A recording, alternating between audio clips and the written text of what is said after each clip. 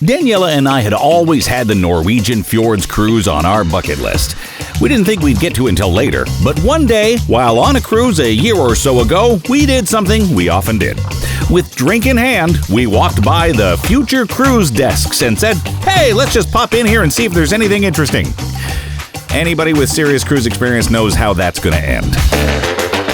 I'm Tom, she's Daniela. We're kind of empty nesters now, and we love cruising. So together we figure we're going to get in as many as we can while we can.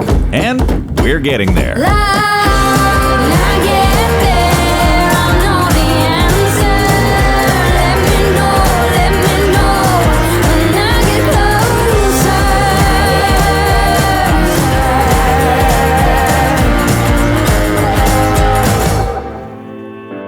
This is the second video in this trip, the first one focusing on our week spent in London, England. We figured if we were going to fly to London for this cruise out of Southampton, England, we'd be nuts not to stay an extra week and enjoy London. And we're so glad we did that. We had a great time in London too. That video is up on our channel as well, with some tips of what to do and maybe not do in case you'd like to spend a week there too. Use our experience for your benefit. As always, going through the boarding process and getting on the ship was an absolute breeze. We're talking about 15 minutes between getting to the pier and being on the ship. One of the great things about Celebrity is how they let you go right to your room to drop off your bags and get your key card so you can just go ahead and enjoy the ship right away. And maybe your drinks package. We found our spot at the back of the ship near the area we love, the rooftop garden. And hey, there just happens to be a lovely bar there too. What luck! After sail away, we enjoyed a nice dinner in Tuscan, one of the 4 main dining rooms. Walked around the ship a bit, then we went to the show in the theater, which featured an excellent violinist who was a lot of fun. Then we were pretty wiped out, so it was bedtime for us. Our first stop in Norway was to Hogund, and here you can see the first major difference between an Alaska cruise and a Norway cruise. Norway had more developed cities, where Alaska was a lot more cute, quaint little towns. Hogund was impressive. We booked a private excursion to do a speedy rib boat tour. We met with our guide, who then walked us through Hogund to the other side of the island we were on, where we could get on our rib boat. I highly recommend the rib boat tour. It was a lot of fun, quite a wild ride, and very beautiful.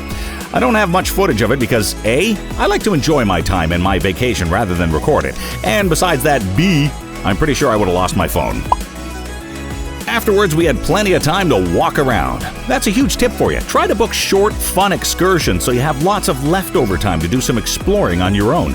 Hogund was quite pretty with lots to see and do. Then we got back on board, had a lovely dinner with some delightful desserts, and headed out to the show in the main theater.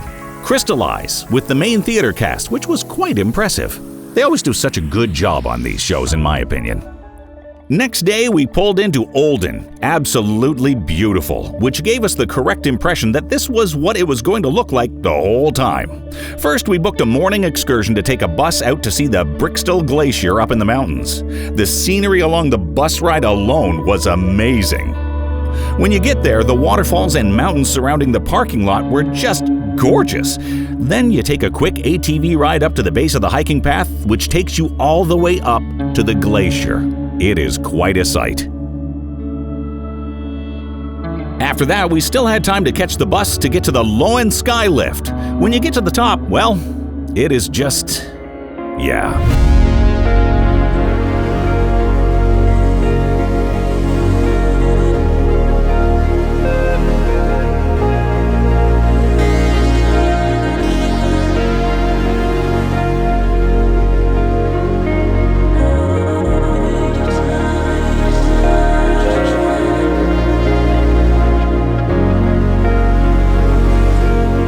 Another fun thing that happened to us was that these wingsuit jumpers came on the lift with us, and we got to see them do their thing. Yeah, no.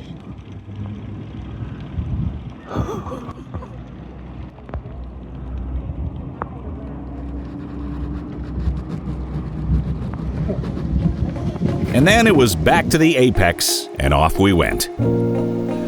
This night we booked dinner at one of our all-time favorite restaurants on the Edge-class ships, the Rooftop Garden Grill. Great food, and one of the more reasonably priced specialty restaurants too. This one is a great deal.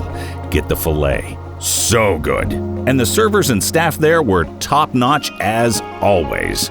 Then we headed on out to what would be our #1 hangout whenever we were on the ship in the evening, Eden Bar. The guys there were fantastic. Kumar, Akash, Jacob, who wants to be one of the top bartenders in the world, by the way, and he's working his way there, and Miguel. They were great every time we went. Jacob would always ask me what I wanted, and before I could even answer, he'd just say, "I'll make you something." And he came up with some genius drink that just blew me away. And Daniela always had Akash or Kumar make her the pea drink, which they nailed every time. Love the Eden Bar. Our next stop was Flom, yet another absolute scenic gem. This was the only stop where we'd actually booked an excursion through the ship, the scenic Stegestein Point, which the cruise ship canceled on us. Apparently there's one road that gets there, and it was being worked on, so nobody could get there, so nope. But that allowed us to just walk around the pier area, and it was pretty beautiful there. It was so neat to see how they do things differently. Like this town of 400 has beach volleyball courts and a mini football pitch, and robot lawnmowers. Very cool. In the early afternoon, we did another rib boat adventure. This one was much calmer, and our awesome guide took us through the fjords to see some beautiful waterfalls.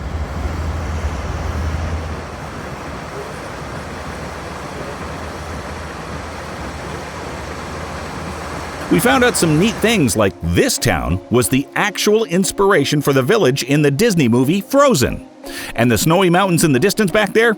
A bit further that way, and that would be where they shot the ice planet scenes for Empire Strikes Back. Who's your daddy? On our way out of the port, the handful of workers there decided to give us a big, appreciative send-off. You know, in most cities I've lived in, when your shift is over, you pack up and you get the heck out and go home. These guys were so appreciative and thankful. They had just great spirit. I really loved them. Sailing through the fjord, the captain announced he'd be stopping at the awesome Fisset Falls, and he'd do a full 360 with the ship so everyone would get a great look at it. This is literally the view from our room.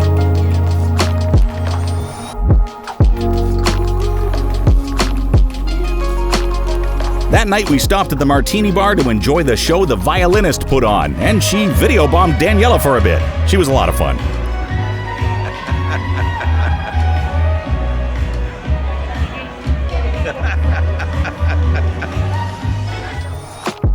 Then, you guessed it, back to the Eden Bar.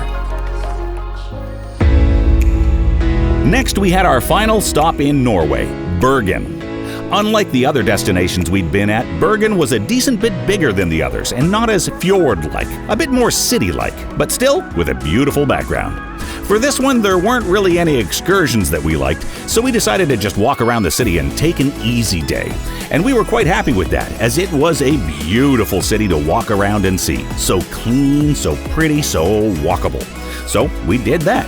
We just walked around and enjoyed all there was to see.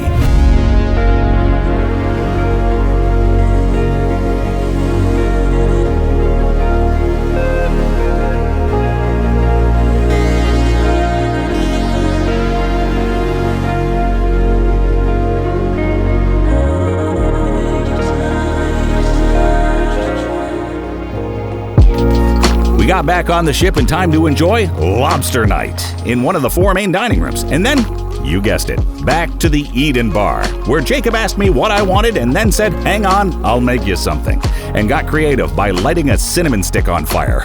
It was another fantastic cruise. Celebrity and all of its people knocked it out of the park yet again.